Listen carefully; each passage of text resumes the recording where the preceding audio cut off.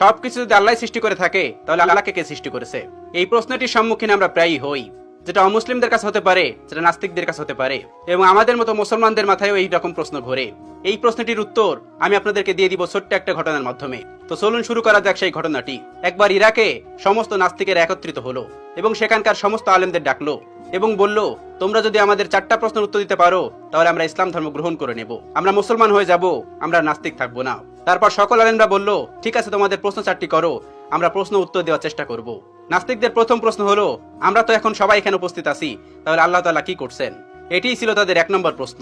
তাদের 2 নম্বর প্রশ্ন, আল্লাহ তাআলা গোটা পৃথিবীকে কিভাবে পরিলক্ষিত করে, কিভাবে তিনি গোটা পৃথিবীকে একা পরিচালনা করেন? একা দেখা তো সম্ভব না, তিনি কি করে একা এগুলো পরিচালনা করেন? এটি ছিল তাদের দ্বিতীয় প্রশ্ন। তাদের 3 নম্বর প্রশ্ন, মুসলমানদের নবী হযরত মুহাম্মদ সাল্লাল্লাহু আলাইহি ওয়াসাল্লাম মিরাজে গিয়েছিলেন, পৃথিবীর এই আহ্নিক গতি ভেদ করে আসমানের কোন দরজা দিয়ে তিনি আসমানে প্রবেশ করলেন এবং আল্লাহর সঙ্গে